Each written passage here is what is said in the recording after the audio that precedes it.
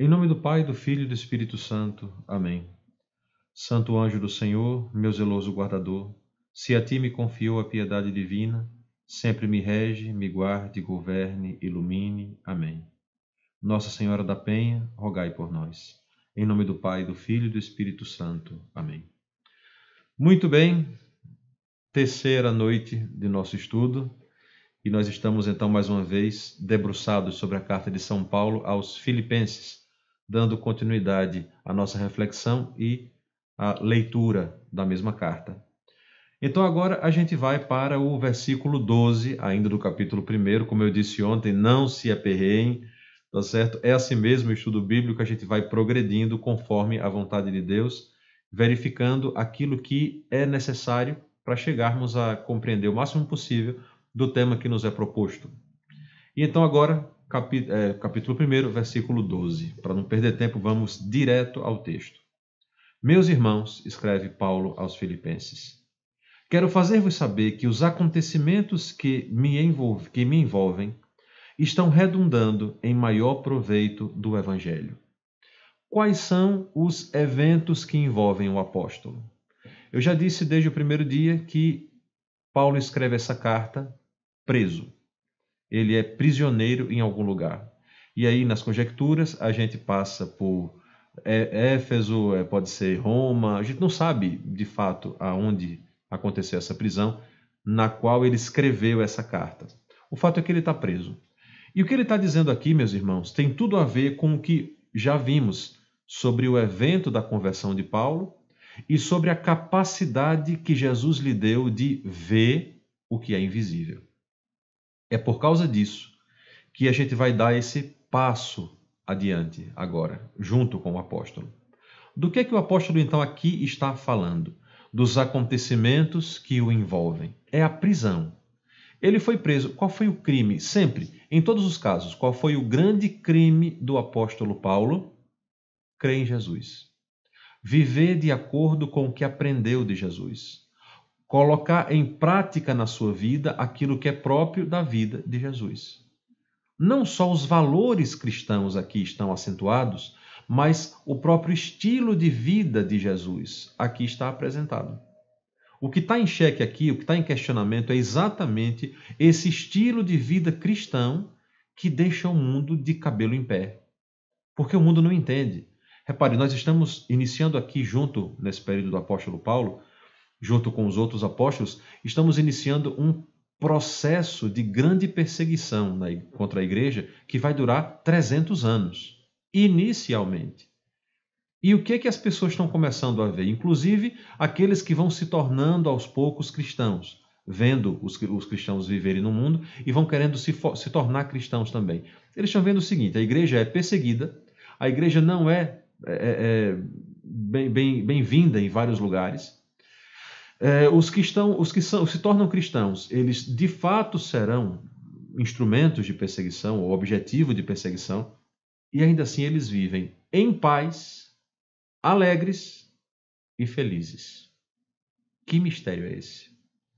É o mistério de ver o pessoal sendo perseguido, as famílias sendo arrancadas de suas casas, parentes sendo separados, amigos sendo separados, e ainda assim as pessoas dizem, vejam como eles se amam.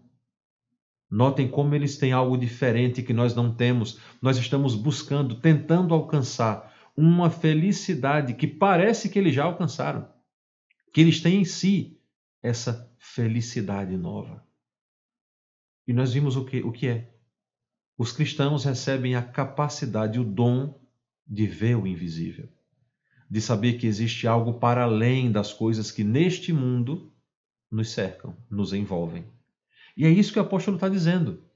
Veja, mais uma vez, saber que os acontecimentos que me envolvem estão redundando em maior proveito do Evangelho. Evangelho, boa notícia de Cristo. O que o apóstolo aqui está dizendo para os filipenses é o seguinte, vejam bem, o que aconteceu comigo, essa prisão que estou sofrendo, de alguma forma, resulta em benefício para o Evangelho. Mas como assim? Ele continua dizendo, em todo o pretório e por toda parte, tornou-se conhecido que é por causa de Cristo que estou preso. Uma coisa importante que a gente já sabe, já ouviu muitas vezes, mas que de vez em quando foge da nossa perspectiva, do nosso imaginário, da nossa forma de ver a vida. Nunca esqueçam isso, lembrem o máximo possível. É muito mais com a vida que nós damos testemunho de Cristo do que com palavras. As palavras acentuam, explicam aquilo que estamos vivendo. Mas o fato inicial é a própria vida que nós estamos vivendo. Então, quando o apóstolo diz, olha, o que aconteceu comigo redundou em maior proveito para o evangelho, ele está dizendo o seguinte, de alguma forma, o que eu estou passando, o que eu estou sofrendo, a minha dificuldade neste momento, está resultando em propagação do evangelho. Por quê? Ele diz, olha, em todo o pretório, a guarda romana que o cerca, que o vigia, que tem a competência de mantê-lo ali cativo, preso, eles procuram saber inicialmente por que esse homem está aqui preso. Como eles procuravam saber de todo mundo. Então, por que esse Paulo está aqui preso? E a resposta era simples. Por conta de um estilo de vida diferente, alheio ao nosso. Que estilo de vida é esse? Ah, eles vivem assim, assim, assim. Por que eles vivem assim? Porque um certo Jesus, que veio de Nazaré, lá na região, no extremo do Império Romano, ele ensinou assim, viveu assim, fez assim, e aconteceu tais eventos na vida dele. Ele foi julgado, condenado, morto na cruz, e ao terceiro dia, conforme antigas profecias, ressuscitou. Que profecias são essas? E aí tenta-se explicar, tenta-se compreender o que é que está em volta. Por que Jesus, de fato, é a resposta para as promessas do Antigo Testamento? O que é que tem diferente na vida dele? E assim a boa notícia começa a entrar na guarda romana. Percebe? E Paulo consegue ver isso, porque ele sabe qual é o objetivo da sua missão. De vez em quando a gente tropeça muito porque a gente esquece qual é o objetivo da nossa missão. Quando a gente esquece aquilo que é grande, só nos resta aquilo que é pequeno. E quando as coisas pequenas são o objetivo da nossa vida, nos tornamos mesquinhos. Não tem saída. E muitas vezes a nossa evangelização, o nosso empenho missionário, ou mais grave, mais profundo ainda, a nossa vida espiritual se torna mesquinha. Porque a gente perde a dimensão da grandeza do que é de Deus. Agora, aquilo que nos motiva não é mais aquilo que é imenso, que é grande. São simplesmente as coisas pequenas. Por que eu sou cristão? Ah, eu sou cristão porque é bonito fazer caridade aos irmãos. É bonito, mas o objetivo principal é estar com Cristo, é nos unir a Cristo. E por causa dele, nós fazemos caridade, nós cuidamos dos outros, nós nos importamos com os outros. É por causa dele. Ou você acha que é por causa dos outros? Ora, Madre Teresa de Calcutá, que é uma pessoa que nós não podemos acusar de que não cuidou de pessoas, que não foi caridosa, ela certa vez disse pessoalmente a um certo padre em Roma, que tornou-se cardeal em seguida. Ela disse para ele, veja, você acha que se eu não rezasse, eu teria força para fazer o que faço? Se não fosse por causa de Jesus, você acha que eu teria condição de ter começado uma obra como essa, que não é minha? Então veja, não é a caridade pela caridade, mas é a caridade por causa de Jesus, por amor a Jesus. É Ele que nos inspira a cuidar e nos importar com os outros. É por causa dele. Se você tira Jesus da história, vira uma obra filantrópica que vai procurar uma razão de ser nas coisas, não em Jesus.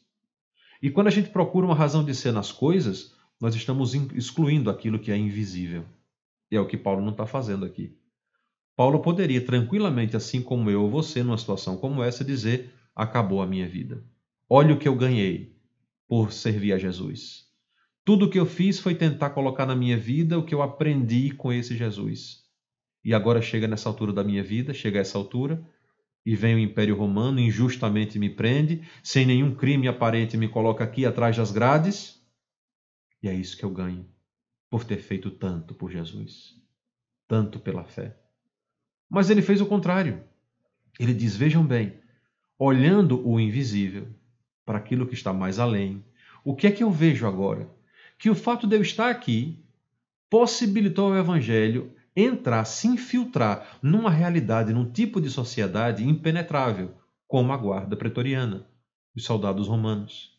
E agora eles procuram saber por que eu estou aqui.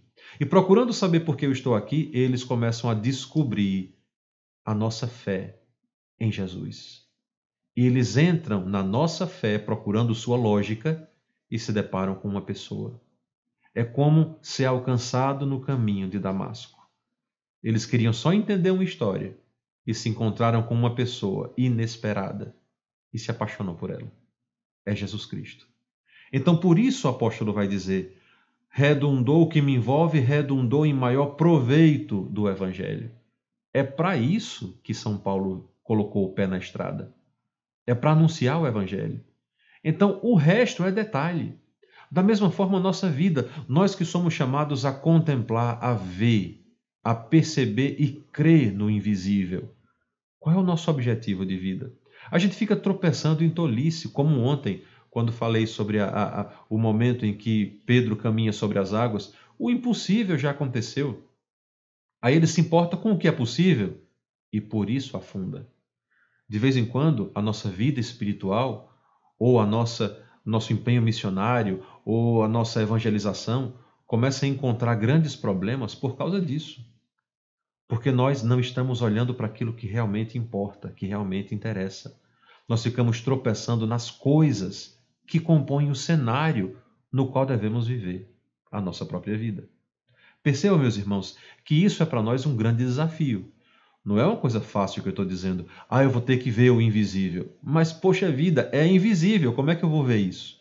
Só com uma vida espiritual mais profunda, com um empenho de caridade de fato visível em Jesus, um amor dedicado a Jesus, uma vida que procura contemplá-lo, percebê-lo, vê-lo nas coisas, vai me dar o impulso necessário para que eu siga adiante vendo o invisível. Aí a gente começa a ver coisas grandes escondidas em coisas pequenas. Como eu já disse, Paulo poderia aqui tranquilamente se atolar nesse momento da sua própria vida e dizer: não valeu a pena, tudo deu em nada e agora acabou a minha vida. O que é que mais eu vou receber? Eu já estou preso, o que é que mais eu vou ter a partir disso? E não é isso que ele vê. Em todo o pretório e por toda parte tornou-se conhecido que é por causa de Cristo que estou preso. A maior parte dos irmãos, ante a notícia das minhas cadeias, cobrou nova confiança no Senhor e maior entusiasmo em aumentar sem temor, em anunciar sem temor a palavra de Deus. Repare, ele diz: a minha vida aqui presa resultou na propagação do Evangelho. E os irmãos, ele está falando agora não dos pagãos romanos, mas dos irmãos na fé, em Filipos também, em vários lugares, que souberam que ele está preso e, por causa disso, a prisão dele resulta na propagação do Evangelho. Ora, quando eles se deparam com isso, com essa verdade, eles ganham novo entusiasmo. Por que ganharam novo entusiasmo? Ao saber que Paulo está aqui preso, que provavelmente eles poderiam tranquilamente se orientar dizendo: tá vendo? Se a gente se expuser também, vai acontecer conosco o que aconteceu com ele. E se acontecer isso conosco, o que será de nossa vida? Não teremos mais futuro? Como é que vai ser isso? Mas não foi isso que aconteceu. E isso está incentivando mais ainda o apóstolo até essa coragem. Repare, Jesus, através de Paulo, dá coragem aos irmãos, porque eles viram a coragem de Paulo. Paulo vai diante de um magistrado e propaga a fé, testemunha a fé, anuncia a fé em Jesus Cristo. É preso e, junto aos soldados, ele não perde a oportunidade e simplesmente fala, explica o motivo da sua prisão. E isso também resulta em propagação, em anúncio do Evangelho. E os cristãos vão vendo: poxa vida, que coragem ele tem.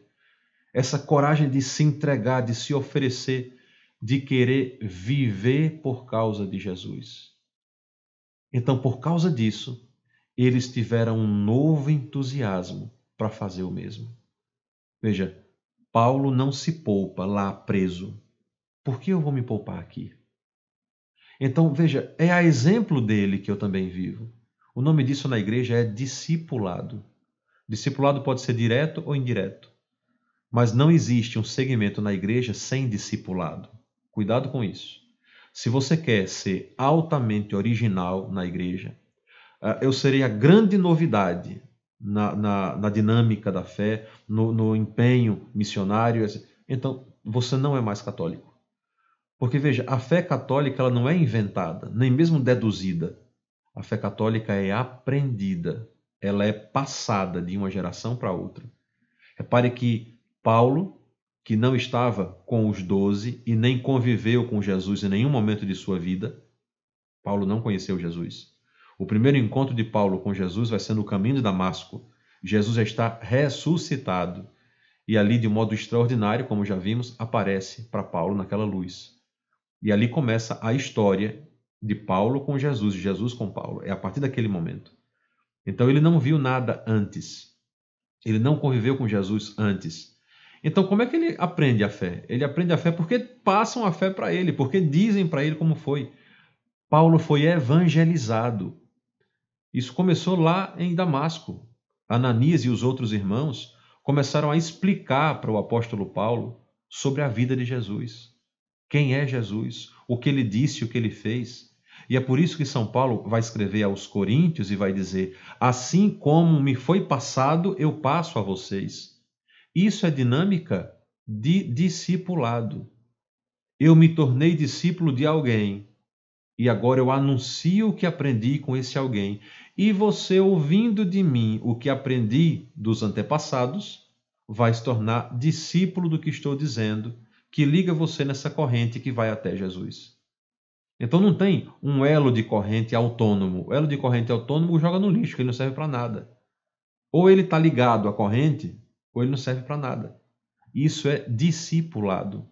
Então, veja, discipulado direto.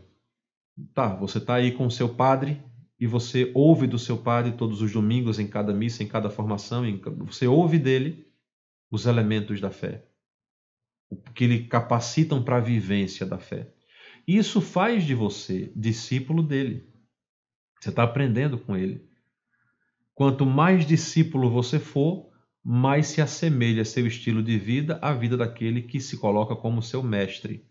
Mas na fé cristã só existe um mestre. Por quê? Porque eu não invento doutrina para dizer para você. Porque o seu padre não inventa uma doutrina para explicar para você. Ele está explicando para você aquilo que ele aprendeu dos antepassados, que o ligam também até Jesus. Então, isso é um discipulado direto. Você tem alguém de carne e osso aí com você. Mas também pode haver o discipulado indireto. Que como acontece? Veja, a gente vai ler um santo, São João da Cruz, Santa Teresa de Ávila, Santa Teresinha do Menino Jesus, quem quer que seja. Você pega um desses autores, desses doutores da igreja, e você vai aprendendo com eles. Repare, eles não estão aqui de carne e osso mais. Eles já passaram para a eternidade. Já estão lá com Jesus, na vida eterna, na felicidade perfeita. Mas o jeito que eles nos deixaram, o ensinamento da vida deles, uma vida unida a Cristo, discípulos da igreja, ele passa a ser também um mestre na nossa vida espiritual. E vão nos ensinando a viver de uma forma como eles viveram, para termos a experiência que eles tiveram, segundo a vontade de Deus. E isso é um discipulado indireto. Por quê? Porque eles não estão aqui diretamente. Entende? Mas esse indireto é só uma forma, como é que eu posso dizer, teórica de explicar as coisas. Porque no fim das contas, todos somos discípulos de Cristo. Mas não existe hoje um discípulo de Cristo que ignore a corrente que nos liga a Cristo. É isso que quero dizer. Ou estamos ligados neste momento da história, do desenvolvimento da fé, do anúncio do Evangelho, ligado a essa corrente ininterrupta que nos leva até Jesus, ou não fazemos parte da igreja. É porque eu peguei o Evangelho, eu peguei a Sagrada Escritura e eu acho que a interpretação é essa. E eu penso dessa forma, então eu crio assim do nada da minha cabeça, das minhas intuições, do meu querer, dos meus caprichos, um estilo de vida baseado nas Sagradas Escrituras, mas que não faz parte daquela corrente que nos une a Jesus. Então, muito cuidado com isso. Eu tenho que aprender a fé. Esse esforço de estudar a fé, de me aprofundar nos conhecimentos sagrados, é necessário. Por que a Igreja Católica é tão empenhada na catequese, na evangelização e na formação? Porque se você não se formar, se você não for atrás dessas coisas, quem vai no seu lugar? Como é que você vai aprender o que você não procura aprender? Como é que você vai assimilar a regra de um jogo se você não se interessa por isso? Porque de vez em quando esse é o nosso tropeço, viu, gente? Nós somos aqueles que não poucas vezes não conhecemos aquilo que deve ser conhecido para que a gente tenha o mínimo de vida cristã. Se eu não sei a regra do jogo, como é que eu posso jogar um jogo? Não é possível. Todo mundo precisa de regra, né? Na carta a Timóteo, segunda carta a Timóteo, o apóstolo vai dizer, vai lembrar a Timóteo lá, se não me engano, no capítulo 2, que exatamente isso. O atleta precisa seguir as regras para ser coroado no final. Coroado quer dizer receber a medalha. Naquele tempo era uma coroa, né? Então, se ele não seguir as regras, ele vai estar fora do jogo. É ilícita a participação dele no jogo. Então, tem que seguir as regras do jogo. Ora, essa vida possui regras. Nós chamamos de lei de Deus. Chamamos de preceitos sagrados, daquilo que agrada ao Senhor, o que agrada ao Senhor? O que nos liga a Ele, o que nos põe em comunhão com Ele. Desagrada ao Senhor, ofende ao Senhor, que a gente jogue tudo isso fora. E Ele nos deu a compreender, a conhecer tudo isso. Então, notem que essa verdade, ela tem que fazer parte da nossa vida, como fez parte aqui da vida do apóstolo. Eu preciso saber o que é mais importante. É necessário que tenha uma ordem, uma hierarquia bem clara na minha mente e que eu conheça, né, das coisas mais básicas às coisas mais específicas, o que compõe a nossa fé. Eu não estou dizendo que você tem que fazer um curso de teologia. Se fizer, ótimo, tá bem? Mas você não precisa fazer, você tem que ter boa vontade e procurando aprender. Para isso, vocês têm pessoas que estão capacitadas para orientar. O seu padre está capacitado para lhe orientar, por exemplo. E ele vai dizendo, olha, leia tal coisa, estude tal coisa. E isso você vai compondo a sua compreensão de fé, você vai elaborando o seu conhecimento de fé. E aí você tem a regra pela qual deve viver a sua vida. Agora que eu sei a regra, fica fácil jogar o jogo.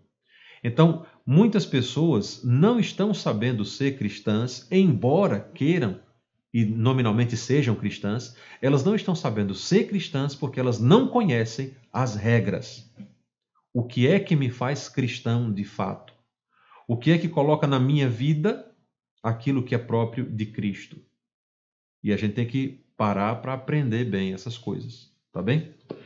Vamos continuar aqui. Versículo 13, 14. A maior parte dos irmãos, ante a notícia das minhas cadeias, cobrou nova confiança no Senhor e maior entusiasmo em anunciar sem temor a palavra de Deus, mesmo correndo risco de prisão, assim como Paulo.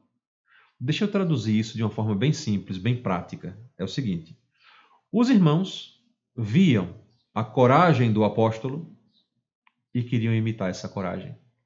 Ele não se poupa, ele não se reservou, ele se ofereceu. Então, que cara eu vou ter para ter a oportunidade de fazer o mesmo em benefício do Evangelho, do anúncio da Boa Nova e ainda assim cruzar os braços e esperar que uma mágica aconteça? Com que cara eu vou possivelmente, futuramente, ser confrontado com o apóstolo? Eu vou dizer o que para ele? É a mesma coisa que você não tem o que fazer diante de uma pessoa que tem autoridade moral. Entende? A gente se revolta diante de muitas pessoas e por vários motivos. Mas quando alguém está diante de nós com verdadeira autoridade moral, ou seja, alguém que sofreu muito, tem autoridade para falar em resistência. Alguém que venceu alguma coisa tem autoridade moral para nos colocar assim quase que contra a parede e dizer lute. Você também pode. Agora, se quem vem dar lição de moral para a gente é alguém que se poupa, é alguém que se reserva, é alguém que não luta, é alguém muito acomodado com a sua vida pacífica e preguiçosa, a gente vai ouvir o conselho e talvez educadamente vai fingir que não ouviu. Se a gente não disser à pessoa, mas você primeiro tome vergonha, faça o que você está dizendo e depois venha me dar lição. Percebe a questão aqui? O apóstolo tem essa autoridade moral, uma autoridade real na própria vida dele. Ele pode chegar para aquelas pessoas e dizer, façam. Embora ele não faça isso, ele não diga, façam assim, se sacrifiquem assim, isso está implícito na ação dele. Como eu disse, é muito mais com a vida do que com palavras que nós testemunhamos a nossa fé. E na hora que Paulo percebe que, sem intenção, veja, ele não fez isso por tática, ele fez por convicção. Ele anuncia o evangelho lá diante dos guardas, ele anuncia o evangelho diante das autoridades, e isso resulta em propagação do anúncio do evangelho. Muitas pessoas passam a crer por causa disso.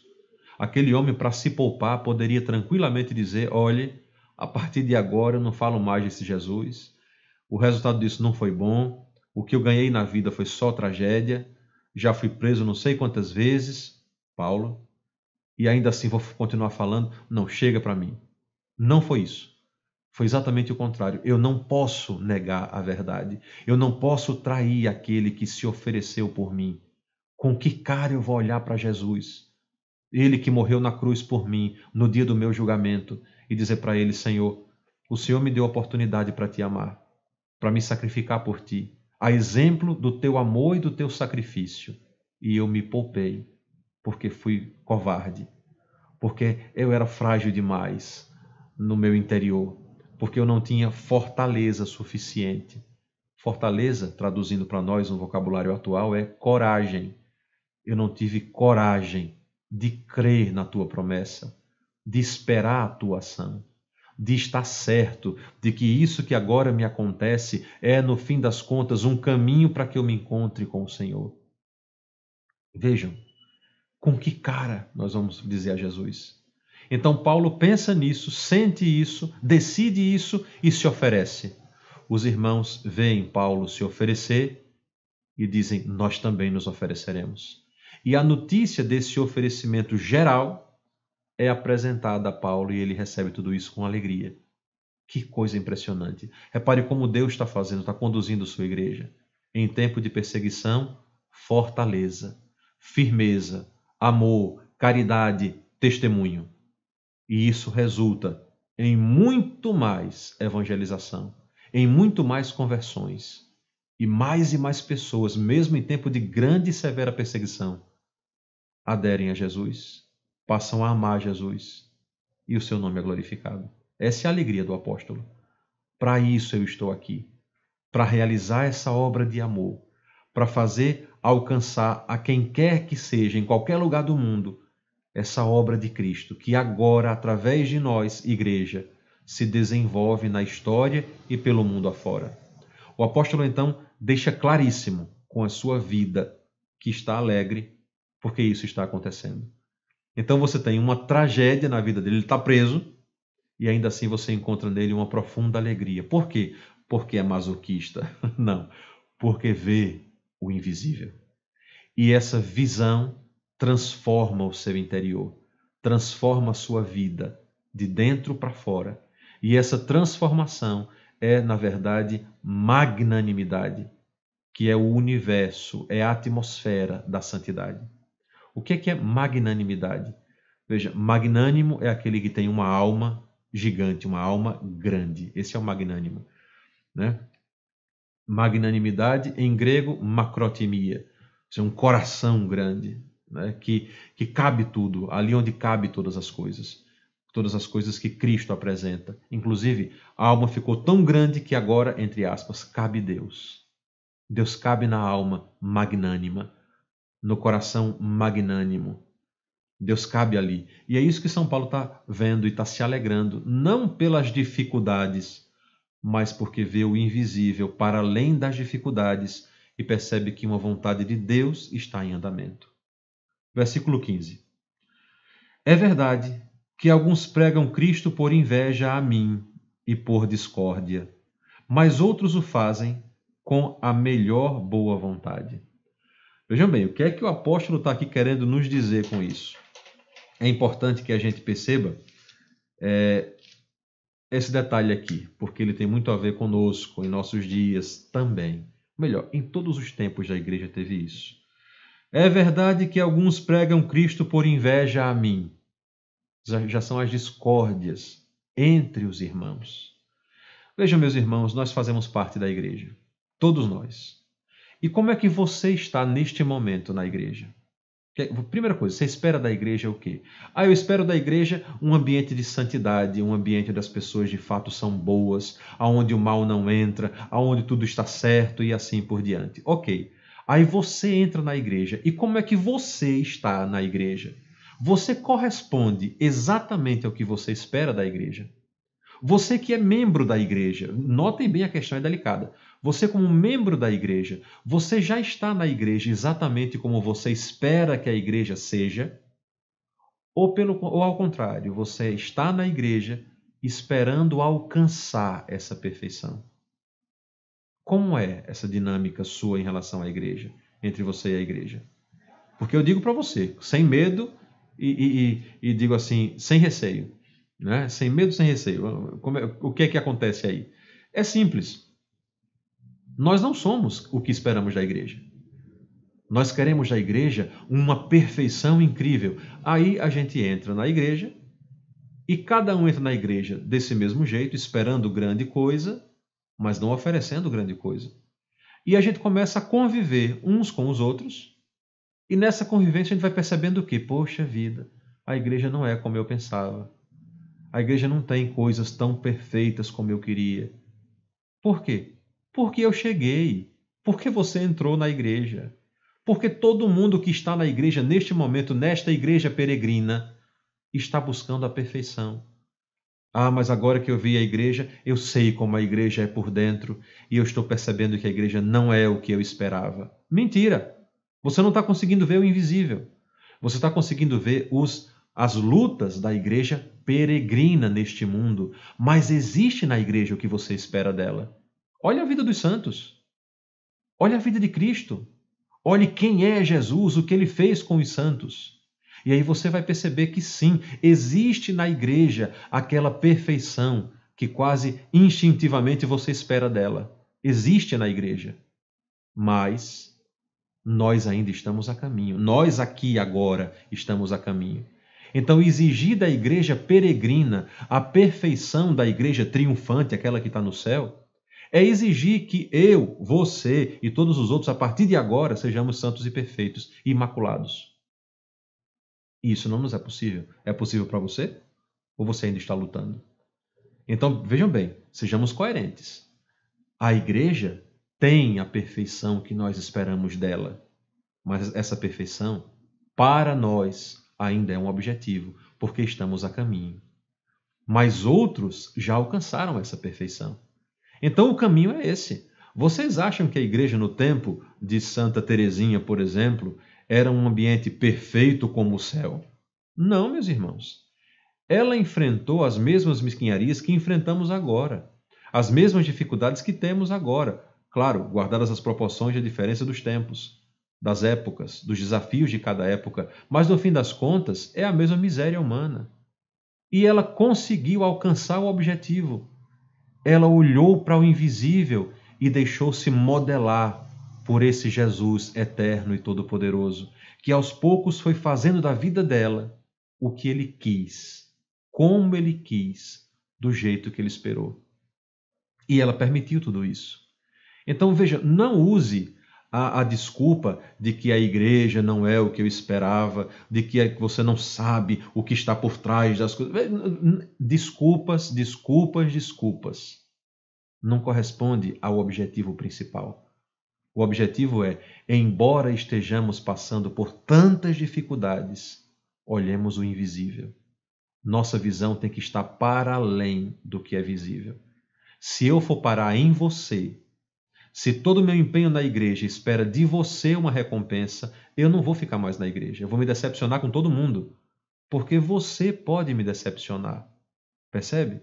E vice-versa, porque estamos a caminho. Então, enquanto estamos a caminho, nos ajudamos.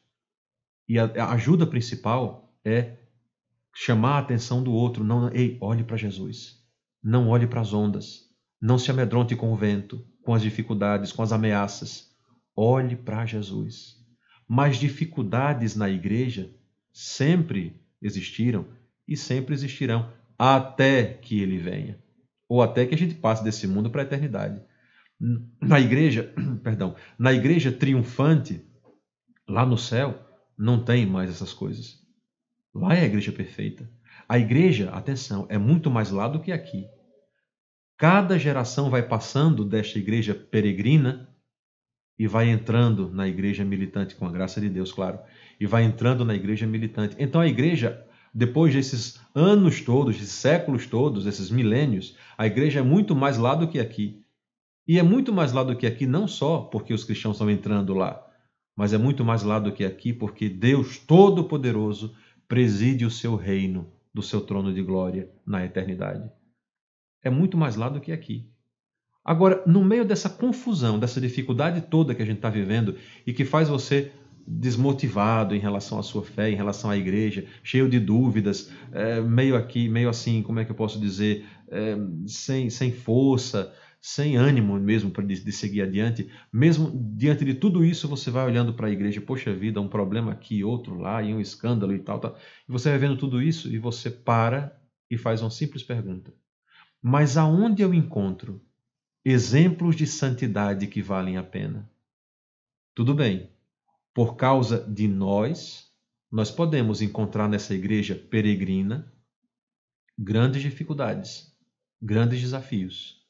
Mas apesar de nós, é nessa igreja peregrina também que nós encontramos os grandes exemplos de santidade. Não só na igreja triunfante, onde os santos estão glorificados por causa de Jesus, plenos do próprio Deus, mas aqui eles foram santificados. Foi aqui que eles caminharam, progredindo cada vez mais na fé. Foi no meio dessas dificuldades que eles se deixaram modelar, porque viram o invisível, porque se deixaram trabalhar por Jesus. E é isso que Paulo está dizendo aqui à comunidade dos filipenses. Continuem, traduzindo o que ele diz, continuem se deixando modelar por Jesus, realizando a obra de Jesus. Não olhem para mais nada. Eu estou aqui para fazer a vossa vontade, Senhor, e é essa vontade que eu vou fazer. Aconteça o que acontecer, custe o que custar, é por causa do Senhor que eu estou aqui. O resto é cenário. E é a ausência dessa certeza que nos faz tão cansados, tão desmotivados na nossa própria vida espiritual. Repare que por causa disso também perdemos a perseverança. Queremos desistir, não sentimos mais aquele empenho, aquele ânimo, aquela alegria de antes. As dificuldades começam a se amontoar, nós começamos a não resolver os problemas relacionados a essas dificuldades, e isso vai dificultando cada vez mais a nossa caminhada de vida. Mas o apóstolo continua dizendo que alguns, por inveja a ele, agora estão pregando o evangelho. O que é que mais ou menos acontecia? A gente não tem muito detalhe não, viu, do que era que realmente acontecia. A gente pode, assim, deduzir algumas coisas. Provavelmente aqui, quando ele fala em inveja, ele está dizendo o seguinte: alguns aturavam a minha pessoa lá no meio deles. Uma vez que eu fui tirado, preso, o meu lugar ficou vazio. Então, para ocupar o meu lugar, eles estão pregando o evangelho. Percebe? Mas isso é interessante. Paulo começa a nos mostrar que essas lutas, essas dificuldades que temos nesta igreja peregrina, desde o começo estão nela. Desde o começo. E ele continua dizendo: mas outros o fazem com a melhor boa vontade. Estes por caridade, sabendo que tenho por missão a defesa do evangelho. Ele sabe qual é a missão dele. Aqueles, ao contrário, pregam Cristo por espírito de intriga, e não com reta intenção, no intuito de agravar meu sofrimento nesta prisão. É a descrição do que acontece mais ou menos.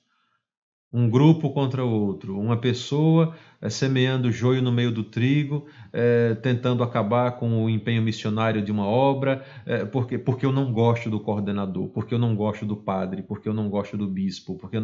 E aí, quando a gente não gosta de alguém, repare coisa mesquinha, a gente sente muito prazer em que as coisas proporcionais, feitas por esta pessoa não progridam e não deem certo. Provavelmente nesse momento alguns ouviam falar bem de Paulo e ficavam incrivelmente chateados com isso. Eu não tenho o que dizer contra ele, então eu vou procurar pegar as coisas menores e dar uma nova roupagem para que o nome dele caia em descrédito. Porque, acho que você já ouviu essa frase, fulano é muito bom, mas... Pronto, esse mais acaba com toda a bondade que foi dita antes. Mas você não sabe, basta isso. Mas tem coisas que é melhor não comentarmos. Pronto, esse tipo de inveja, inveja é um sentimento muito feio, né? Mas é um sentimento padrão para a condição humana ferida pelo pecado. A inveja é uma tristeza que nós temos diante do êxito da outra pessoa. E ela se disfarça, ela é tão vergonhosa que para que a gente aceite esse tipo de sentimento, ele se disfarça de outras coisas. Então, geralmente o invejoso é aquele que olha para você. Vamos imaginar uma coisa simples, material, bem banal, né? Você compra, sei lá, um computador novo. E aí o invejoso se aproxima de você, vê o que você comprou e aquilo o entristece por dentro. Ele sente um conflito de sentimentos e aquilo é vergonhoso. É difícil você encontrar uma pessoa que diga eu sou invejoso, embora do sentimento de inveja ninguém neste mundo ferido pelo pecado esteja livre. Ninguém. Em algum momento, algum tipo de inveja vai se apoderar de nós. Mas ela se disfarça. Então, ele olha para aquele computador novo, por exemplo, do colega, que ele não tá com inveja diante daquilo, e ele então não tem coragem de dizer, eu estou com inveja porque você comprou esse computador novo. Não, ele vai dizer, mas você poderia ter usado esse dinheiro para outra coisa. Meu amigo, o dinheiro não é seu. Não foi você que trabalhou para comprar o computador novo. É só um exemplo bobo, entendeu? E por que você está preocupado com isso? Não, você não precisa disso, você poderia ter feito outras coisas com isso. Cuidado, cuidado. É possível que isso aconteça? É, mas que a pessoa trate disso com quem ela confia. Vamos acabar com esse tipo de iniciativa, que no fim das contas é só o impulso de dizer o que pensa. Muita coisa que a gente pensa a gente não diz, porque pode ferir ou porque pode ser pecado para nós. Então a gente se preserva de algumas coisas. Eu falei disso só porque ele citou aqui a questão da inveja. Então, muitos estão pregando o evangelho, ou seja, estão fazendo a coisa certa pelo motivo errado. Eles estão pregando o evangelho, ótimo, perfeito, mas estão fazendo isso para tentar ocupar o meu lugar, que ficou vago já que eu estou preso. Entende? E esse vai ser o empenho. E aí, versículo 18. Não faz mal, diz o apóstolo. Em outra tradução, ele vai dizer, que importa? E por quê? Contanto que de todas as maneiras, por pretexto ou por verdade, Cristo seja anunciado. Isso é ver o invisível. Porque qualquer um de nós pararia no fato de que alguém está falando mal de nós, mas está pregando o evangelho. Sim, mas está falando mal de nós. Então nós estacionaríamos nessa coisa mesquinha. Paulo vê além. Ele coloca sua visão para além dessas coisas. E ele diz, olha, muitos estão anunciando o evangelho pelo motivo certo, por causa de Jesus. Outros estão anunciando o evangelho contra mim, para ocupar o meu lugar, porque tem inveja da minha posição. Não me interessa. Interessa que anuncie o evangelho. Aqueles que estão agindo com inveja de mim, estão agindo pela coisa certa, estão pregando a coisa certa, estão. Então não tem problema, porque eu não sou o importante nessa história. Eu sou só um componente do cenário da evangelização, um agente da evangelização. Se eu não estou mais atuando, outro atuará no meu lugar. É isso que Paulo está dizendo, entende?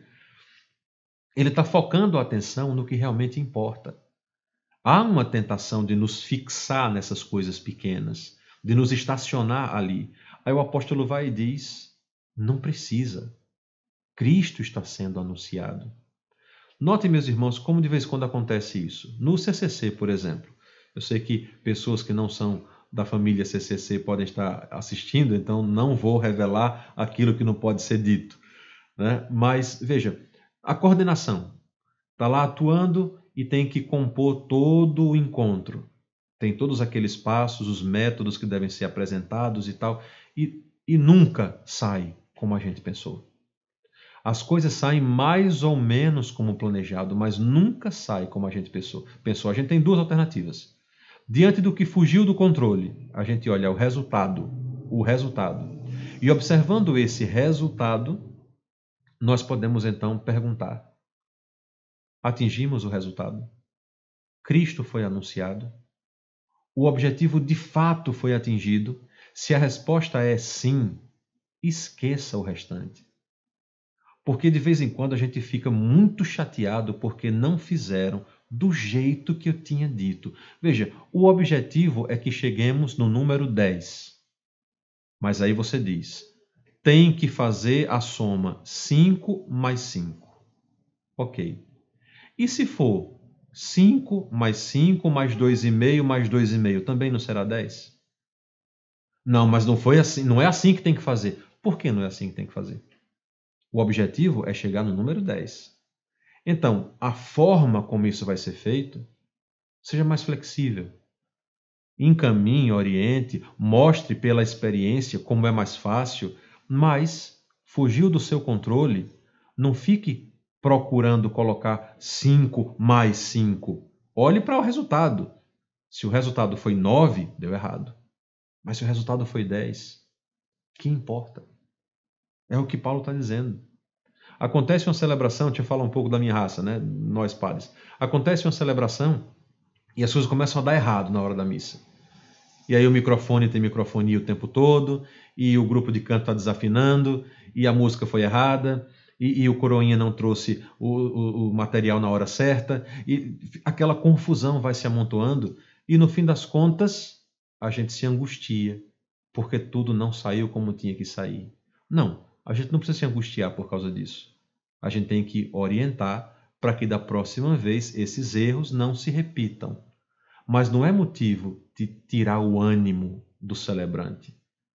Agora que o microfone está com microfonia, aí eu fico angustiadíssimo. Não precisa. Entende? Estou falando isso comigo, porque esses dias eu fiquei angustiado por conta de tolices assim. E foi na hora que eu pensei, mas por que eu estou olhando para essas coisas? O mais importante está aqui.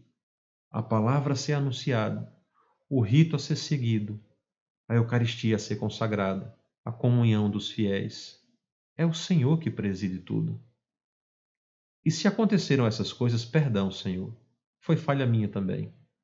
Mas não é que eu tenho que manter o controle. Abra mão desse controle. Deixe o controle com Jesus. Faça a sua parte. Agora, neste momento, o que é que eu tenho que fazer? Isso. O que é que eu devo evitar? Aquilo. Pronto.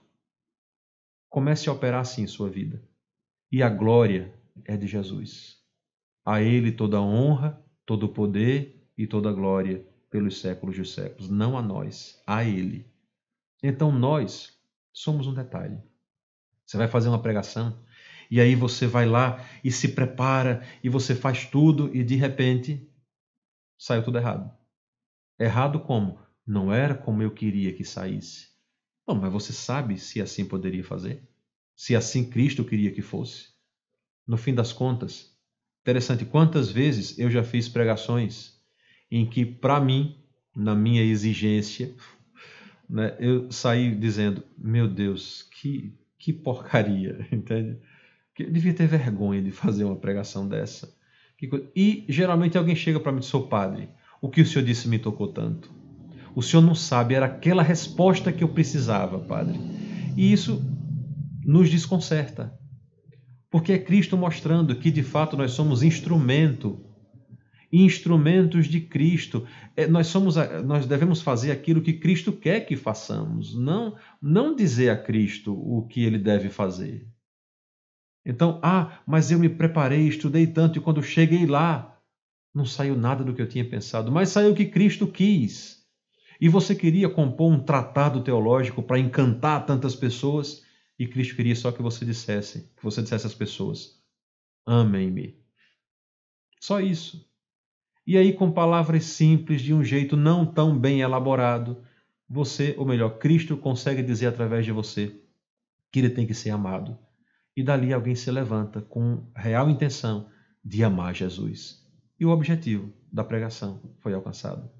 É como ele quer, não é como nós queremos. O que não quer dizer que nós devemos cruzar os braços e, por causa disso, nem vamos estudar mais. Não. Veja, Nosso Senhor não dá cola não, tá certo? Não dá fila pra gente, não. A gente tem que saber mais ou menos como seguir, o que crer, aquela questão de regras, de compreender as coisas ao máximo. E ainda assim o Senhor vai nos inspirar. E por palavras bonitas, ou por palavras mais simples, Ele vai dizer o que Ele quer. E com isso Ele será glorificado. E é aí que o apóstolo diz, pronto, não tem muito o que fazer. Certo? De um jeito ou de outro, Ele fez o que Ele queria. Então louvado seja Deus por causa disso. É bonito, meus irmãos, é importante que a gente pare para ver essas coisas, porque a gente tropeça muito nelas. E veja, a ausência desse tipo de informação, de revelação, de compreensão, nos faz desanimar. E o desânimo é o contrário da perseverança. Repare que o apóstolo está aqui preso e ainda assim motivado pela visão do invisível, por ver o invisível, está motivado a continuar seguindo o mesmo caminho de fidelidade a Deus e, direto ou indiretamente, está motivando os irmãos a fazerem o mesmo. Até aqueles que não gostam dele, que estão agindo para ocupar o seu lugar. Até assim ele diz, louvado seja Deus. Eles estão pregando a coisa certa. Não é que São Paulo aqui fecha os olhos se eles pregassem a coisa errada. Nas outras cartas, nós encontramos Paulo, na carta aos Gálatas, por exemplo, ele está com muita ira falando contra os judaizantes. Por quê? Porque ensinam coisas erradas. Não é essa a fé cristã. E eles estão ensinando uma fé que não é a fé cristã. Então, por causa disso, o apóstolo fica irado, chateado. E escreve e reage contra isso. Não, heresia não. Erros de fé não. Nossa doutrina, nossa fé é essa de Cristo. As outras são só uma ilusão que querem tomar o lugar da verdade. Não, então isso não. Agora, se você prega a coisa certa, se você faz a coisa certa, se você motiva do jeito certo, pouco importa para o apóstolo se gostam dele ou não. Entende? Importa que Cristo seja glorificado. Que Cristo de fato seja honrado. Que seja obedecido, que seja amado. Muito bem, indo mais adiante. Nisto não só me alegro, mas sempre me alegrarei. Pois sei que isto me resultará em salvação, graças às vossas orações e ao socorro do Espírito de Cristo Jesus. Do que ele está falando? Veja bem, sei que isso me resultará em salvação. Isso o quê? A prisão injusta que está enfrentando resultará em salvação. E também o anúncio do Evangelho proporcionado e impulsionado por este evento, por estes acontecimentos, vão resultar em salvação para o apóstolo, também pela oração dos filipenses e por aquilo e como conduz o Espírito de Cristo, o Espírito Santo. Isso resulta em salvação. Então o apóstolo sabe exatamente que está no caminho certo e por isso persevera. Persevera em fazer a vontade de Deus. Meu ardente desejo e minha esperança são que em nada serei confundido. É quase a oração do Salmo. Eu sei que não serei confundido, mas que hoje, como sempre, Cristo será glorificado no meu corpo. Tenho toda certeza disto, quer pela minha vida, quer pela minha morte, porque para mim o viver é Cristo e o morrer é lucro. Essa frase é conhecida. Mas o que é que o apóstolo está dizendo aqui? Meu ardente desejo e minha esperança são que em nada serei confundido, mas que hoje, como sempre, Cristo será glorificado no meu corpo. Certa vez, lá com sua prima Santa Isabel, a Virgem Maria disse: a minha alma glorifica o Senhor. Agora o apóstolo está dizendo: o meu corpo glorifica o Senhor. Como é que o nosso corpo glorifica o Senhor? Veja, quando a gente fala na glorificação de Deus, a gente tem que falar, a gente está pensando num preenchimento. O que é glória? Veja, eu vou usar uma comparação mais moderna para a gente compreender um pouco o que é glória, tá bem? Mas é o seguinte, imagine uma construção de concreto. Então vai se fazer um pilar. E o que é que se coloca? Se faz um molde ali e depois você enche de concreto. Aquele concreto inicialmente é fluido. Ele pode ser moldado em qualquer forma. Então por isso tem uma forma. E você coloca ali o concreto e uma vez preenchido você espera o tempo de cura. Enquanto vai curando o concreto, ele vai ficando cada vez mais rígido, mais firme. E essa rigidez, a partir de um certo ponto, não é mais maleável. Ela adquiriu então a sua glória. Dá para entender? Se tornou cada vez mais firme, firme, firme, firme, e agora é inquebrantável, é imutável, está glorificado. Então veja, o processo de glorificação é sempre de uma coisa mais fluida para uma coisa mais preenchida, mais firme. Quando um rei, um general, voltava de uma batalha vencedor, ele voltava glorioso, ou seja, ele se preencheu daquela vitória. Ele não entra ali para parecer algo, ele é o que ele transparece. Dá para perceber? Aquela batalha, enquanto ele estava batalhando, as coisas não estavam firmes. Era ainda muito fluido. Por quê? Porque ele podia perder. A qualquer momento, um dos dois lados pode ganhar. Então a situação não está definida, ela é fluida. A partir do momento que ele foi vencendo, aquele processo foi sendo cada vez mais petrificado, mais glorificado. E quando diz venceu, não tem mais como mudar esse resultado. Ele venceu. Então ele volta glorioso, preenchido daquela vitória. Glorificar Cristo em nosso corpo é colocar de novo o nosso corpo em seu devido lugar. Que lugar? É próprio que haja uma hierarquia na nossa vida. Deus criou tudo de um modo hierárquico. Existem coisas que são mais importantes do que outras. E a gente vê isso em todos os lugares, em todas as situações. Algumas coisas são mais importantes do que outras. Baseados, meus irmãos, nessa filosofia, nessa ideologia, na verdade, igualitária, nós não podemos compreender como é que isso é natural. Porque, segundo a filosofia igualitária, ou a ideologia igualitária, todos os seres humanos são iguais. E nós não somos. Enquanto seres humanos, espécie humana, nós somos iguais, humanos. Mas se entrarmos nas especificidades da vida humana, nós perceberemos que nós não somos iguais. Nós somos muito diferentes. E essa diferença enriquece, pluraliza a vida humana e torna a vida humana bonita. Então, tentar nivelar tudo no mesmo nível é, na verdade, uma ilusão, uma tentativa ideológica de manipular a realidade para que ela resulte naquilo que eu quero, que eu espero, e seja lá o que for. Aceitar a realidade é perceber que, de fato, existem diferenças. Algumas coisas são grandes, outras são pequenas, umas são pesadas, outras são leves, e assim por diante. Elas têm as suas diferenças, e isso é bom. Também dentro da vida humana, as coisas são assim. Então, glorificar a Cristo no corpo é saber que estamos colocando na hierarquia certa a ordem do nosso próprio ser. Primeiro, o que é espiritual. Depois, o que é material. E no que é material entra tudo aquilo que compõe a nossa vida corpórea. Isso é material. Entende? O pecado nos ensinou a colocar a vida material, a vida corpórea, acima da vida espiritual. E a gente se preocupa muito mais com o que é visível, palpável, mensurável, do que com aquilo que é invisível, aquilo que é espiritual. O apóstolo inverte a situação e submete o seu corpo às ordens do seu espírito, da sua vida espiritual. Essa é a nossa grande dificuldade na luta contra o pecado, viu? Na luta contra o pecado, o nosso corpo quer prevalecer.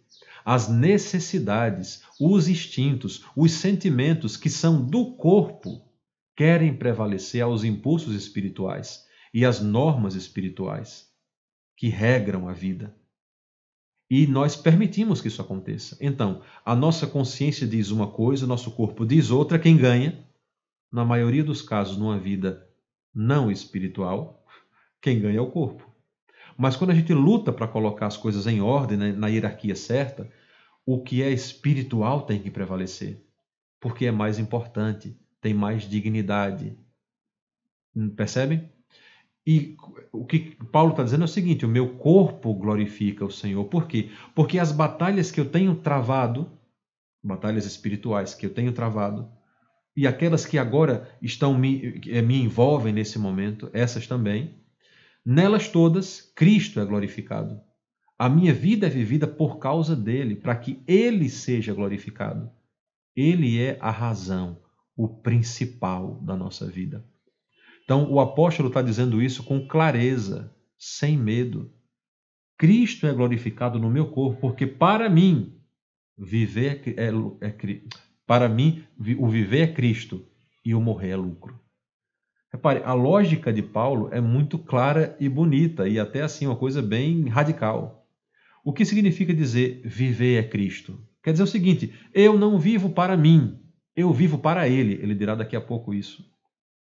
A minha vida neste mundo é vivida em função de Jesus, por causa de Jesus, para a glória de Jesus. É a minha vida vivida neste mundo.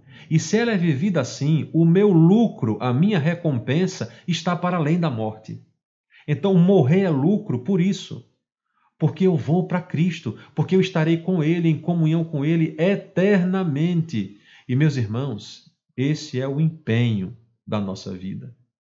É para isso que nós vivemos. É para esse encontro com Deus. É para esse momento preciso com Deus. E nós realmente precisamos voltar a ter esse tipo de mentalidade. Porque senão a nossa vida, ela vai ser cristã materialista.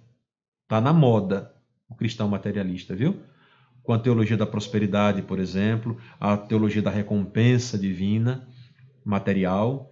Tudo isso está nos levando a ser cristãos materialistas. Ou seja, por que eu vou à missa o domingo? Para que não me falte coisas. Para que eu não dê a Deus motivos de castigo para que Ele me tire as coisas. A gente pede mais a Deus a salvação da nossa vida, da nossa alma, ou a gente pede mais a Deus que nos ajude em problemas materiais, em questões corpóreas? Percebe? O dízimo, por exemplo. Dízimo é sacrifício, gente. Mas aí dizemos, preciso pagar o dízimo, porque Deus não vai se deixar vencer em generosidade e vai me dar ainda mais. Esse é o objetivo. O objetivo não é agradecer a Deus pelo dom material que lhe ofereceu, que lhe concedeu.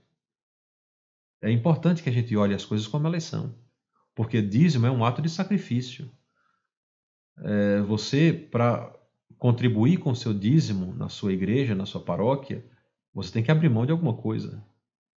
Entende? Você fica com o dinheiro a menos, porque uma parte você deu, você doou, entende? Isso é expressão de sacrifício de fé. Então, a minha fé não é vivida somente nas emoções e de modo interior. A minha fé é vivida também materialmente. Com isso, eu estou entregando a Deus todas as dimensões da minha vida, sejam espirituais ou materiais. E aí também a caridade que eu faço. Para fazer uma caridade a um irmão que precisa, você tem que abrir mão também de alguma coisa. E aí você consegue ajudar materialmente aquele irmão. Ao mesmo tempo que você reza por ele, que você tem um empenho espiritual, faz sacrifícios a Deus em favor dele, mas contribui materialmente. Isso exige um sacrifício de vida. Isso é glorificar a Deus também no seu corpo, na sua vida corpórea. Quando você, por exemplo, enfrenta uma tentação e vence a tentação, é graça de Deus. Você usa a graça de Deus, não despreza a graça de Deus e consegue superar uma tentação. Quando isso acontece na sua vida, você está glorificando a Deus no seu corpo. Porque é o seu corpo que está sendo subjugado naquele impulso pecaminoso, naquele instinto de pecado, naquela abertura à concupiscência. E quando isso acontece, Cristo está sendo glorificado no seu corpo. Você está vencendo uma batalha. E uma vez vencido, há uma glória, uma forma de petrificar, de solidificar aquele momento. E essa glória, essa solidificação é glorificação. E essa glória você dá a Deus, você atribui a Deus, porque foi Ele que venceu.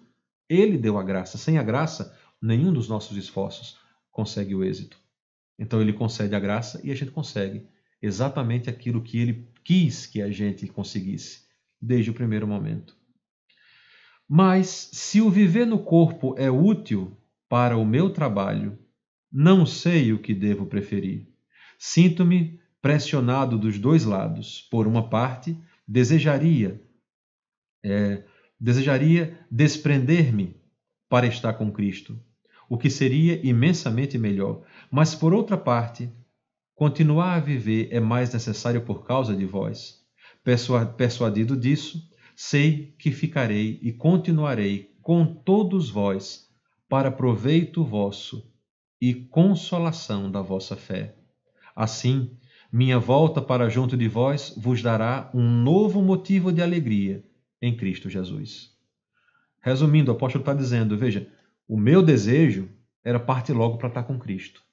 Eu já sei que essa é a felicidade da minha vida, mas eu sei que vai fazer falta para vocês, então eu fico dividido. Eu sei que devo ir para Cristo e quero ir para Cristo, mas é melhor que eu volte para vocês.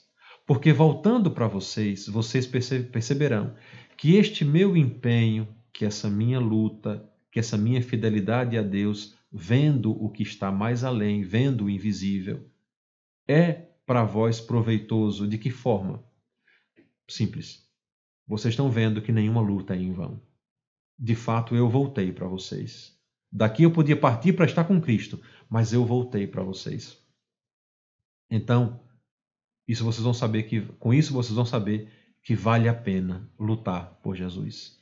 Então ele decide, se depender dele, ele volta para os filipenses. Ele vai até os filipenses para que estes filipenses estejam felizes e alegres também em perceber essa fidelidade do Senhor. E aí, peço hoje um pouquinho mais de paciência.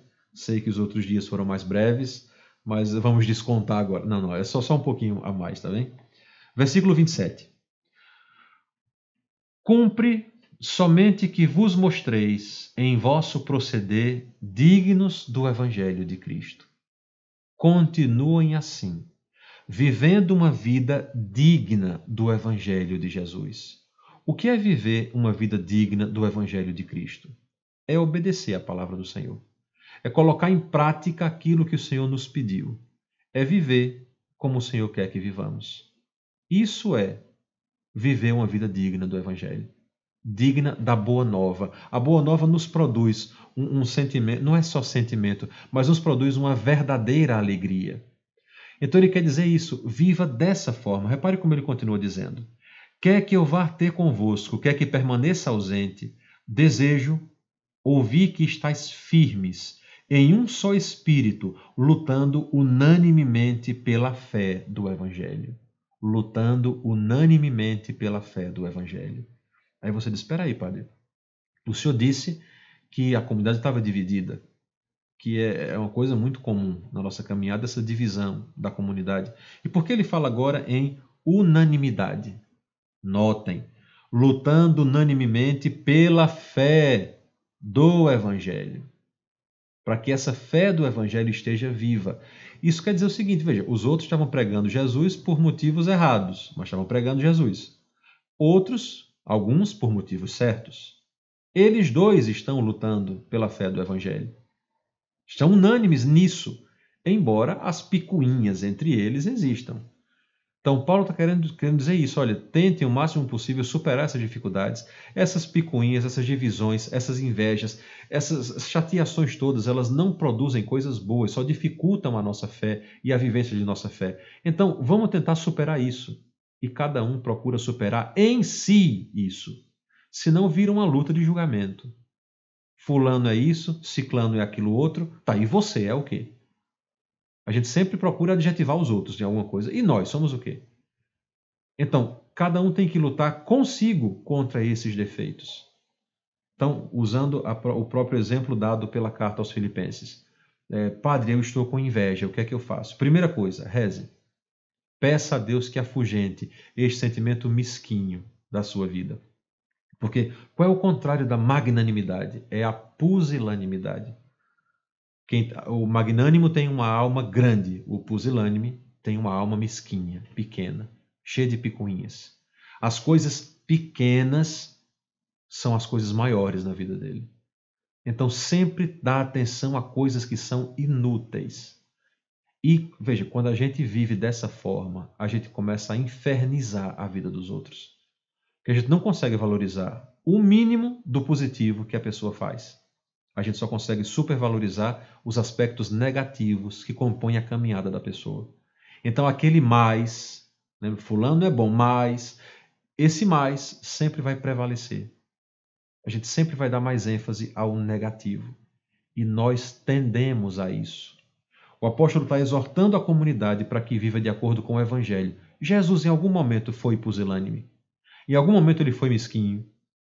Ele se deteve em coisas mesquinhas para estar infernizando a vida dos outros. Quem se detinha nas coisas mesquinhas não eram os fariseus, os saduceus, os mestres da lei, que infernizavam a vida de Jesus com perguntas de coisas mesquinhas, pequenas, tentando acabar com a credibilidade dele.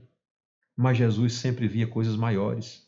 Jesus era capaz de ver no coração de um pecador um desejo de santidade. E por isso sentava com os publicanos, as prostitutas. Não sentava aprovando a vida errada deles. Não sentava partilhando do fruto do pecado deles. Não. Sentava com eles para dizer: eu vim por vocês também. Vamos se levantar comigo. Vamos nos levantar agora. Não fiquemos nesse chão. Nossa vida tem que ser outra. E quantos não se levantaram? Maria Madalena saiu dessa vida. São Mateus saiu dessa vida. Tantos outros saíram dessa vida antiga e entraram na vida de Cristo. Por quê? Porque Cristo foi lá ter com eles. Não foi lá, atenção, eu repito isso, ele não foi lá para aprender o que eles faziam ou para aprovar o que eles faziam. Ele foi lá para tirá-los daquela situação e daquela vida. E deu certo. Então, ele conseguia ver atrás da miséria uma abertura de grandeza. Então era lá que ele ia e por causa daquilo ele pegava aquela pessoa. Venha. Quando se encontrou com o jovem rico, por exemplo, o que é que ele encontra no jovem rico? Ele encontra tamanha grandeza no jovem rico que o evangelista Marcos diz que Jesus olhou para ele com amor. Que o amou, ele cumpria os mandamentos. Então Jesus o amou, mas quis dar algo mais. Uma coisa te falta. Vem e segue-me. Deixe tudo para trás. Porque o que falta na sua vida sou eu. E eu encontrei você, e você me encontrou. Desse nosso encontro resulta uma vida nova. Mas o coitado do jovem continuou triste, foi embora, profundamente entristecido, porque era muito rico. Ele escolheu as coisas a Jesus. Ficou com o que era dele, com as coisas, e perdeu aquele que é a verdadeira riqueza, Jesus. De vez em quando a gente faz isso em relação às coisas do mundo. Ah, não vou perder a oportunidade, não vou perder o benefício, não vou perder agora o que o mundo me oferece. Aí ficamos com as coisas e perdemos Jesus. Como será isso na vida eterna? Se eu fiquei com as coisas e as coisas passaram, e agora na vida eterna só tem Jesus, e Ele é tudo, vai preencher tudo em nós, como ficaremos? É um grande questionamento. Ele é simples, mas é grande porque coloca em xeque o nosso ritmo de vida e o nosso futuro eterno. Então o apóstolo está aqui dizendo para os filipenses: coragem, vamos em frente, não deixemos de lado aquilo que de fato é necessário, viver o evangelho, vencendo as picuinhas, as coisas mesquinhas, vamos olhar para aquilo que realmente importa. Dificuldades, desequilíbrios, sentimentos errados, sempre nós teremos, enquanto estamos caminhando para Cristo. Mas aqui a gente luta contra isso, a gente procura uma vida que de fato agrade o Senhor. Isso é viver unanimemente, lutar unanimemente pela fé do Evangelho. Mas ele continua dizendo: sem vos deixar intimidar em nada pelos vossos adversários. Isso, para eles, é motivo de perdição. Para vós é motivo de salvação. É a vontade, e é a vontade de Deus. Porque a vós vos é dado não somente crer em Cristo, mas ainda por ele sofrer. É uma graça crer em Jesus, mas também é uma graça sofrer por Jesus. Repare que a gente de vez em quando reclama, exatamente porque está sofrendo por causa do Evangelho, por causa de Jesus. Meus irmãos, olhemos o invisível. Nos deixemos moldar por Deus.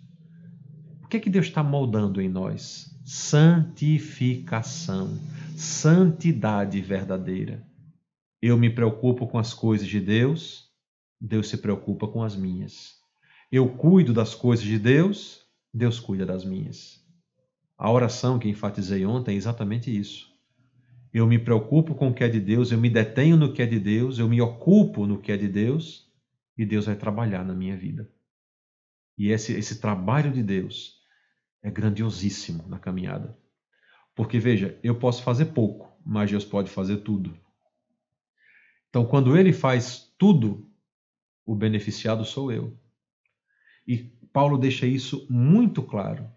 Porque a vós vos foi dado a graça de não só crer em Cristo, mas também por Ele sofrer. Sofrer por Jesus. O que significa sofrer por Jesus? Significa ter a coragem de amar de verdade. Quem ama sofre. O sentimento do amor que mais denuncia sua existência é o sofrimento. Não tem saída. Ah, mas eu queria que fosse assim um calafrio. Eu queria que fosse aquele sentimento romântico, né, de querer, sei lá, me derreter pela pessoa amada. Ok, tudo isso talvez compõe algo do amor. Fica ali em volta do amor. Mas o que denuncia de fato, existe amor, é o sofrimento. Você quer saber até quando você ama alguém, ou quanto você ama alguém? Procure saber até onde você sofre por esse alguém. Até onde você vai em sofrimento por conta dessa pessoa. Aí está o tamanho do seu amor. Cristo morreu na cruz por nós. Cristo deu a vida de verdade por nós. Ele não brincou de estar conosco. Tendo amado os seus que estavam no mundo, amou-os até o fim, até o extremo, até o absoluto do sofrimento. Caiu na mansão dos mortos e esperou a vontade do Pai, a ação do Pai, a hora do Pai. E essa hora chegou ao terceiro dia. Ele ressurge dos mortos e uma vida nova se apresenta. Se apresenta primeiro para o Pai, depois para nós. É o que Paulo está aqui dizendo para o seu povo. Vivam por causa de Jesus, creiam em Jesus e o amem a ponto de sofrer por ele. Veja, meus irmãos, a gente diz aí, eu já ouvi muito, eu queria ser Marte, eu queria dar a vida por Jesus. E de vez em quando eu fico olhando para o cristão, sabe? Quando me chega com uma história dessa. Porque é o mesmo cristão que não suporta o peso de uma tentação e peca. E aí quer a fortaleza de ser Marte. Meu amigo, se você não é capaz de superar tentações tão tolas que lhe acompanham no dia a dia, você não vai ter a fortaleza, a temperança, a coragem do martírio. Você vai se poupar, porque se você não tem coragem de se sacrificar nas coisas pequenas, como é que você vai se sacrificar nas coisas grandes? E aí, por mania de grandeza, nós queremos logo as coisas grandes. E não dá certo. Não vai dar certo. Temos que começar com as coisas pequenas. Então comece com aquilo que há de pequeno na sua vida. Você tem que começar a ser fiel nisso, entende? Porque assim, vou fazer uma comparação bem tola, mas clara. Você tem que aprender a suportar 60 quilos. E aí você começa com 40. E aí você tenta uma vez, se machuca na segunda, pior ainda o machucado na terceira e desiste. Claro. Comece com 5, depois com 10, depois com 20, depois com 25, 30, 35, 40, e aí você vai ganhando resistência aos poucos. Mas você quer começar logo com 40, com 50? Você vai desistir. E geralmente é isso que acontece. Nós temos pecados grandes e pequenos, aí queremos combater os grandes. É para combater todos, tá bem? Mas, veja, a gente quer combater primeiro os grandes. A gente não consegue, desanima, e nesse desânimo não combate nem mais os pequenos. Começa de trás para frente. Vejam, os pecados todos devem ser cortados, todos. Principalmente os mortais. Principalmente os mortais. Mas, para que você ganhe resistência, vá utilizando a graça de Deus na medida que ela é concedida a você. Deus concede a graça de você superar seus pecados? Com certeza. Agora, nesse momento, lhe concede a graça de você superar seus pecados. Mas aí isso passa pela sua mentalidade, pelo seu ritmo de vida, pelas suas manias, pelos seus caprichos, pela sua personalidade. Vai ser filtrado por tudo isso até chegar no resultado. Quando chega no resultado, você encontra a sua real situação diante da sua própria existência. É a partir do resultado. E aí a gente faz o caminho inverso para saber, veja, a graça de Deus para superar seu pecado foi dada plenamente, aqui, nesse momento. Mas ela passa por todos esses filtros da sua vida para chegar no resultado. Então a graça que é imensa, imensa, chega a você pequeno, resulta em algo como se fosse pequeno. E você não sabe o que foi. É porque ela se perdeu no meio desse processo. Ela se gastou no meio desse processo, por assim dizer. E o resultado não foi aquele que você esperava. Então você começa a lutar agora para melhorar os seus filtros, o que compõe o caminho dessa graça, o canal dessa graça.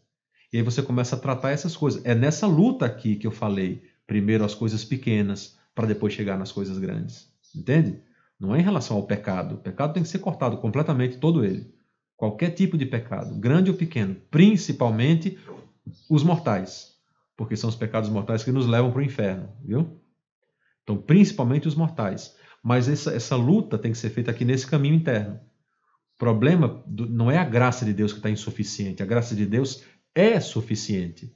O problema é que os filtros, os meus, pelos quais passa a graça de Deus até chegar no seu resultado, eles estão mal calibrados, ou contaminados, ou fechados.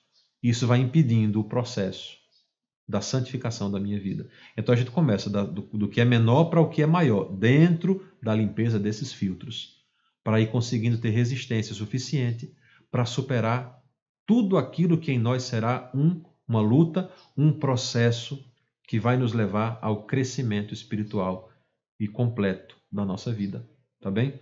Mas já que a gente está quase terminando o capítulo 1, então vamos aqui à frente. Isso é vontade de Deus, porque a vós vos foi dado não somente crer em Cristo, mas por ele sofrer. Amar a Deus, amar a Cristo, a ponto de sofrer por ele. Sustentais o mesmo combate que me tendes visto travar, e no qual sabeis que eu continuo até agora. O que é que o apóstolo está dizendo? Podem imitar o meu exemplo. Veja, é só uma pessoa diante de Deus que vê o invisível e consegue julgar a sua vida para dizer, é esse o certo a fazer. Cristo me disse que é isso que tem que fazer, que pode se colocar diante de uma comunidade e dizer, podem fazer como eu faço. Esse é o caminho. E Paulo consegue fazer isso. E a comunidade é engrandecida pela visão da luta desse apóstolo.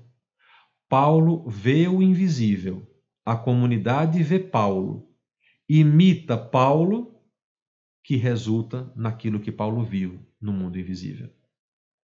Repare que esse é um processo de santificação e perseverança. Por isso que hoje a gente falou em santificação.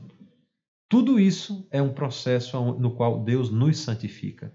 E nos santifica, repare, nos torna cada vez mais separados. A palavra santificar. O santo, o kadosh. Certo? Cada vez mais separado do mundo para ser como Deus quer, como Deus sonhou. E isso, meus irmãos, é motivo de grande alegria para nós. Nós então agora iniciaremos, ou melhor, amanhã iniciaremos o capítulo 2 e veremos o capítulo 2 da carta aos Filipenses. E nesse capítulo 2 nós veremos o centro, o coração da carta aos Filipenses, que é na verdade o coração da igreja, que é na verdade o coração do apóstolo, onde ele coloca todo o seu amor, todo o seu empenho, toda a sua dedicação. Amanhã nós falaremos de Jesus, de Cristo. O famosíssimo hino cristológico, que aqueles que rezam a liturgia das horas sabem que é no sábado à tarde, nas vésperas do domingo, que nós rezamos, que Cristo se ofereceu a si mesmo, não se apegando à sua condição divina e tal. Nós veremos amanhã. Na verdade, só esse hino cristológico, para ele cabe um curso inteiro, certo?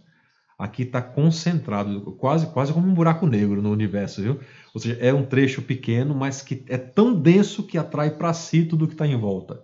Tamanha a sua densidade.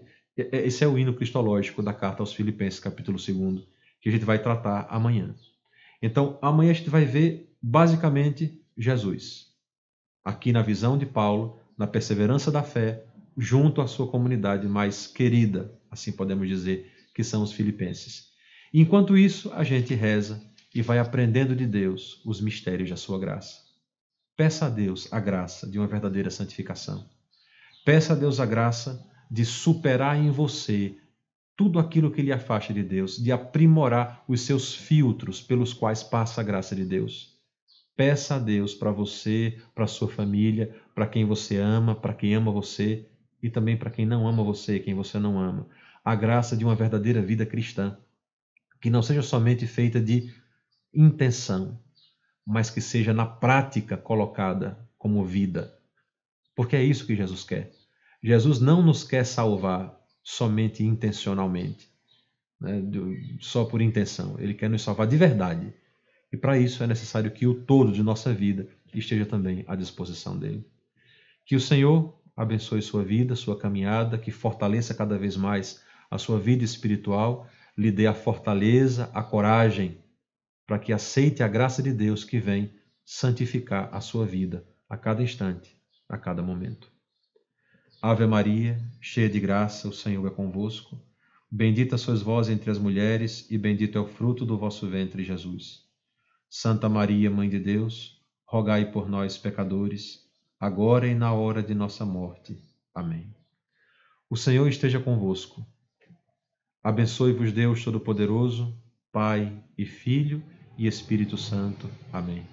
Nossa Senhora da Penha, rogai por nós. Até amanhã, se Deus quiser.